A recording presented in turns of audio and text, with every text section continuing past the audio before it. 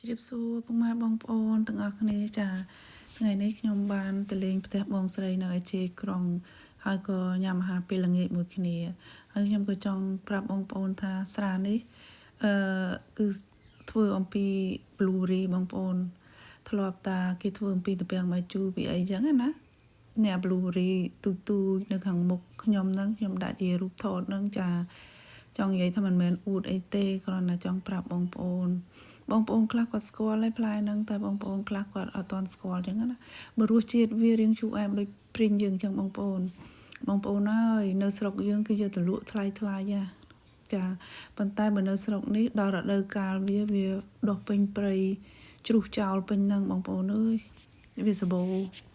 ពេកចាបងប្អូនចាហើយបើរសជាតិស្រានឹងវិញវាស្រៀងដូចស្រាក្រហមទំពាំងបាយជូរយើងអញ្ចឹងបងប្អូនអត់ខុសគ្នាឆ្ងាយទេនិយាយស្រៀងគ្នាឆ្ងាញ់រសជាតិចឹងចាអានេះបងថ្លៃខ្ញុំគាត់ធ្វើខ្លួនឯងស្រាហ្នឹងបិទខ្លួនឯងចាគ្រាន់តែបិទហូបខ្លួនឯងគ្រួសារទេមិនមែនបានបិទលក់អីទេចាបងប្អូនអើយសបោណាស់ពេលរដូវកាលវាអញ្ចឹងវីដេអូខ្ញុំដល់ទីបញ្ចប់ហើយអរគុណជម្រាបលាសុខសប្បាយទាំងអស់គ្នាចា